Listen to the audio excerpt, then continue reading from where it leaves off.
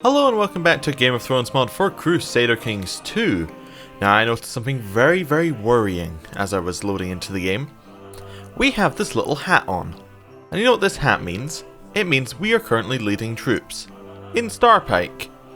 So we are leading troops for our liege's army. Again, we are attacking Lord Paramount Alexander of the Vale in revolt against the rule of Lord Paramount Alexander of the Vale. So we are attacking the Vale. Who, in case you were missing it, many of our sisters were married to the Vale not so long ago, and they were our allies, but our sisters are dead, and our alliance is gone. So I guess we're off to fight against the Vale. So, we'll see how this goes. Your Septim Gerald of New Barrel is still passing himself over the back about what a great job he's done being charitable. In fact, he has done this 3 times. He's really happy at the job he's doing. He's fantastically happy. Curth the Riverlands declared the Riverlands Clause de Jure War, so that's over this bit of land here, which it probably is theirs, let's be honest. Although the Riverlands, it's difficult to tell where they should be. Let's quickly check. Kingdom of the Riverlands de Jure. They've grown a little bit outside, although this is River Run, which confusingly is not part of the Riverlands. I know, right? Confused. So, like, this is also River Run, but this is the Riverlands, as is this. But they use the same color because the River Run should be part of the Riverlands. So, you know, all very odd. At age 37, Lord Paramount Urus of the Iron Islands was murdered on the orders of High Septim. The High Septim just assassinated the Iron Islanders, like their leader. Oh, he is not going to be happy. Okay, so... Wait, was that his twin who just got murdered? No, that was his father. His twin is already dead, in fact. Okay. Well, that's interesting. This High Septim has the intrigue focus and is dishonorable. He goes around killing people. Interesting. Did I notice that we were at war with the Iron Islanders? Let's quickly check that. That's not what I was looking for. We're looking for just the Vale. Okay, here we go. Just the Vale. No, we're not. Oh, that's just an Iron Islander. They're just being raided. Okay. So who is in this war with the Vale? Oh, so it's us, the Iron Oaks, and nobody else, really. Okay, but some people can, but the Vale can call in if they want. They can call in the north. So, I suspect they'll be fine. Okay, nope. Lord Commander Cosgrave Hortsborough. Oh, so the Kingsguard accepted the Riverlands call to war. Who are the Riverlands at war with? Oh, the Bay of Claws. It's interesting they were able to get the Kingsguard into it. The Lords of the Iron Islands have approved the institution of minimum feudal taxes. Fantastic. People are being banished from people's lands. Yeah. Common daily occurrence over here. My beloved daughter Amena is concerned that she is still not married. Okay. Well, she is only 16, but we will find her someone to marry. I'll find her someone nice. So, she's a bit cruel and greedy. I think we want to use her for an alliance. And that seems like something we would do. The way I built our character, I feel he would definitely use her for an alliance. So you want to look for the highest ranked person. So the Bay of Claws is an interesting person. I don't think it's probably going to be the best because they're currently being, attacked. What I actually want to do is I want to find her someone myself. So we are going to look for a man who is not imprisoned and not married. He can be a ruler. He has to be my religion group and my cult. He doesn't need to be my culture group. I don't really care actually. He doesn't need to be an adult. Okay. So, let's quickly go to find our daughter. There she is. And rank. So we're looking for the highest rank of people who can marry. So, Kingsguard Septims, they can't marry, but they will appear. So, Lord Lucan, then Lord Wilhelm of Seaguard, Commander of the Riverlands. What is a Seaguard when it's at home? Okay, that's a reasonable sized bit of land he's got there. So obviously we're not going to pick purely based on the land that they control. We're going to pick on land and on whether we would like them. Probably we would like them more than her. So kind of gregarious, you know, diligent, that kind of thing would attract her eye. Things like that. But he is definitely a good fighter. A trained fighter would also catch her eye. A knight would definitely catch her eye. Yeah, but he is about the only one. We've got some other people down here. We've got some Reach men who control bits, just odd places in the Reach. Some Northmen, some Rivermen. I'm just seeing if there's anywhere I recognize from these lists of places. I recognize Planky Town. But yeah, so it's probably just somebody in the top half. I actually think he's a good choice. He's just. He is wroth. He's a little bit angry like us. Yeah, I choose you, Wilhelm, Lord of Seaguard. You shall marry my daughter. If you will say yes. Yes, he does say yes. He has some prestige from marrying into House Mallister and some prestige from marrying a lord. Yes, you can marry my daughter. So House Mallister, they have 16 living members. Biggest achievement is being in charge of Seaguard, by the looks of it. Yep, they've been in charge of Seaguard for a very, very, very long time. And they're pretty good at being in charge of Seaguard. They were killed by the Storm King Duran in the Stormlands a while back. Okay, and then from then on they've just kind of held the they've held Seaguard. Cool. That seems to work out for me. Let's move on a little bit.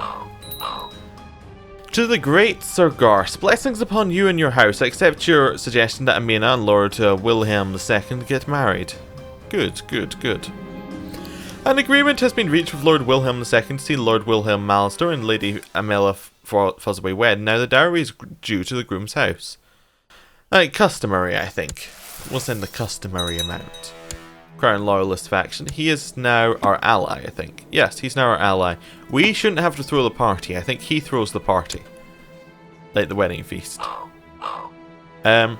Sir, I, Lord Mathos of Greathog, sincerely ask I be allowed to pursue a career as pupil of the Faith of the Seven, in hopes that I may one day be counted amongst its clergy. He's decided that after he's lost his wife, our sister, he just wants to go and join the survey. Not survey, the clergy. We'll let him go. Oh, this says he's banished, so how much some of the people are banished and we didn't see them going to the Night's Watch? They might have been going to Grassy Vale like he is. Okay, so we gain piety and prestige, lose a little bit of money to give. I'm assuming that's us paying for his journey. And he gains a little bit of prestige. There we go. He is now a septry of Grassy Vale. Interesting. What a different life than he could have had. Dear Sir Garth of Newbarrel, I hereby invite you to the wedding of Lord Wilhelm II Mallister and Lady Amelia Fossoway in Maidenpool. Your presence would be greatly appreciated and look forward to your attendance. Lord Wilhelm II Mallister. I will travel to the wedding. Definitely. Definitely will travel to the wedding. Weddings are good. You get to drink there. And it's a party and you get to socialise. That's what we like. Jelaine died of depression. Her husband was a ruin. Interesting. Was she depressed that he never spoke back to her when she was talking to him? Possibly. So Garth Fossoway, I hereby invite you to participate in the tourney at Catswold, where the best knights and lords of the Reach shall be invited to compete. Regards, Lucas Stackhouse, Lord of Catswold. We'll of course go to that. Lord Wilhelm II greeted us warmly to the feast. Fine arbor gold was served and the most lovely music was played throughout the whole night. The ceremony between Lord Wilhelm II and Lady Amena and the grand feast shall be held upon the morrow. Thank you for having us.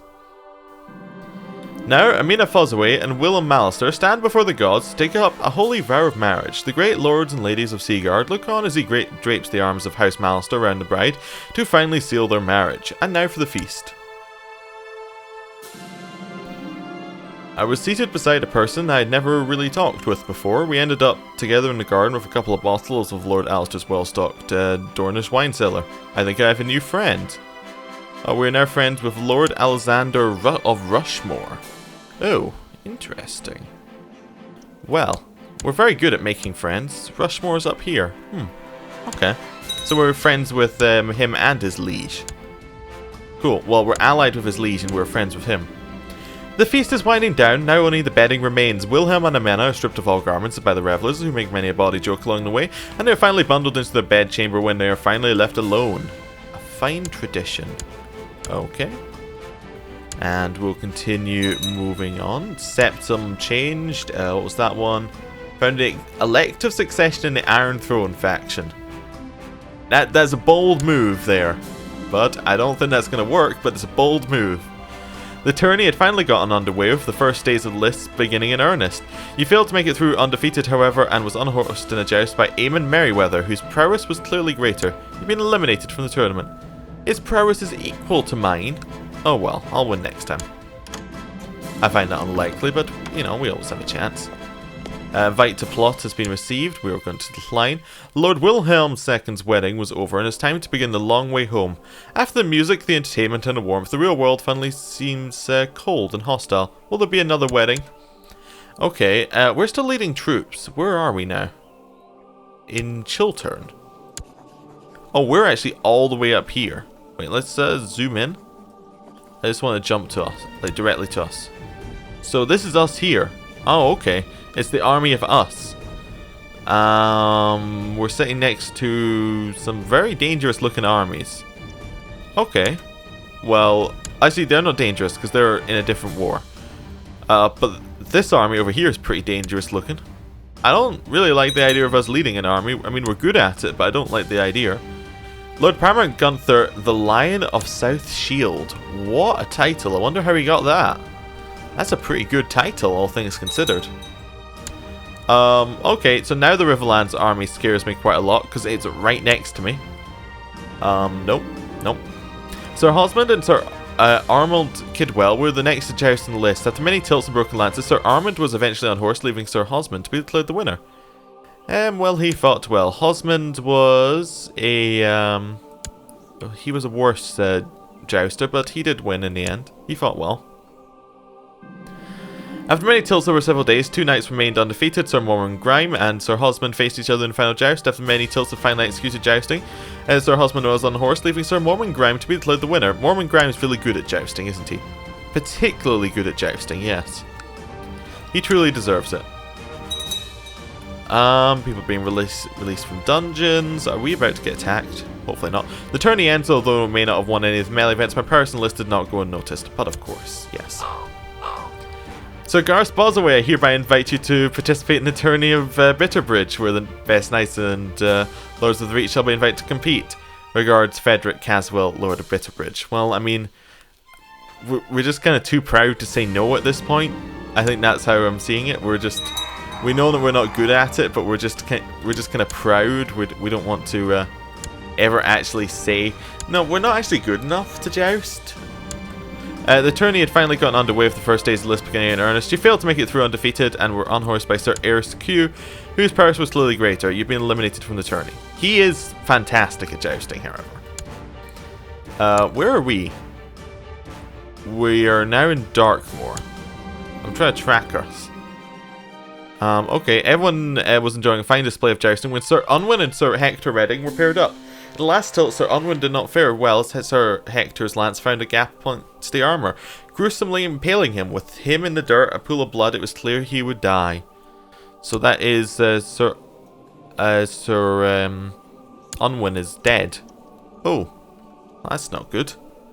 Are we about to be attacked?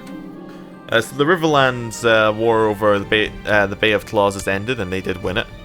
Oh, we were invited to Maidenpool for the wedding. That's where we were invited to. Interesting that we were invited there, and not, like, to Seaguard. We're invited to Maidenpool. Maybe that's just where they had weddings, in that area. Possibly. We are so about to be attacked, and I'm not looking forward to this. Oh dear. Sir Elwood and Sir Ars Q were the next to joust on the list. I've made tilts and broken lances. Sir Ars was eventually unhorsed, leaving Sir Elwood to be declared the winner. Really? A 6 beat an 18? Wow. Okay. After many tilts over several days, only two knights remained undefeated. Sir Elwood and Sir Ellis Headway faced each other in the final joust. After many tilts of finally executed jousting, Sir Ellis was unhorsed, leaving Sir Elwood to be declared the winner of the tourney. Oh, wow. He defied the odds to get there, and then he was just the better jouster out of the two who made it. Oh, we are so losing this battle. Lords of Yellshire have approved the institution of the small city taxes law. Your Septim Gerald of Newbarrel is very happy that, you know, oh, no, Master Lauren likes us now. Fantastic. Although he is maimed from that jousting competition. He's probably still not very happy at us for it. So we lost that fight. The tourney ends though, may not won any melee events. My person list is not going unnoticed, but of course, we're about to get absolutely destroyed. If we're still around. We are totally still around. Oh, there goes the army. We're no longer leading the army, and the war is over. Our liege does have... Oh, he actually has quite a lot of troops. I was going to say he should have 0 troops right now, because he just lost them all, but I guess he didn't actually lose them all. Ashford is not underneath us right now. I need to remember that. Our liege actually lost Ashford. Ashford is because Ashford inherited a high lordship, which meant that they don't actually they're not underneath us, which is why I'm trying to fabricate on Bard's home right now. In command is no longer affecting us. Well, that's good. Unlanded Sun. I mean, we could actually land Raymond Fossoway. We could give him the castle of Narsdale, but I don't want to. I don't really want to give him a castle. I could grant him a knighthood, though, when he becomes of age. He's a skilled fighter. Fantastic. He is still content, but hopefully his wife will change that. Unless he changes his wife's way, in which case that's not going to be good at all. People were released from Lord Joffrey the Kind's dungeons. Joffrey Buckler. I just want to have a look at his wife. His wife is still ambitious, right? Yes. So she has a chance of converting him, and he has a chance of converting her. Sir House Fossoway, I hereby invite you to participate in the tourney of Tumbletown, where the best knights and lords of the reach shall be invited to compete. Regards, Eamon Footley, Lady of Tumbletown. Well, a chance to prove my worth, obviously. We enjoy jousting. It is a fantastic sport. We're very good at it. People are being released from other people's dungeons. Fantastic. Lord Valar for the Iron Throne. Valar, to be honest, has one of the best claims and has a very good character for doing so. He is chaste, however. But he's married to a Targaryen. He has lots and lots of sons. He has the claims that he needs, and he is, you know, he is the Targaryen who would take control of the realm if any Targaryen is going to. After arriving in Tumbletown, the first day of the tourney began in earnest. You tilt against many lesser knights throughout the day, most of whom you unhorsed easily. Now in the coming days, the final rounds of the list begins, and the opposition shall surely be more fierce. I shall ready my horse. The tournament herald announces the competitors of the next joust. You've been drawn against Raymond Fossoway. You mount your charge, take a lance for your squire round right to the end of the list as Raymond does likewise. Then on cue the horses break into a gallop. Oh no, our son killing us that's going to be too much to bear. Steady. As you close in on your opponent, you see an opening. You deftly guide your lance into strike whilst evading their charge. No, I don't want to click hit. No. Get event, go away. Go away. Okay. I'm calling it. We've killed him. He's dead. Our son came of age. He's fantastic. He's the best fighter anyone has ever seen. And he's dead. You expertly struck Raymond with your lance right in the middle of his breastplate, causing your lance to shatter into 1,000 pieces as he sent flying from his saddle. Oh yes, he's not dead. The crowd gives a great cheer at your victory and is relieved to see Raymond is unharmed. I am happy to see he's unharmed. A fine hit, I must say. And we just beat our son, so at least we weren't beaten by our son. No one can beat me. None can beat me. It was Bertram and Eriscu's turn to joust and list, and Sir Eris won soundly. In the final tilt, Sir Bertram was sent flying from his shadow. In a hail of shattered lance pieces, he landed with a sickening crunch, clearly grievously injured.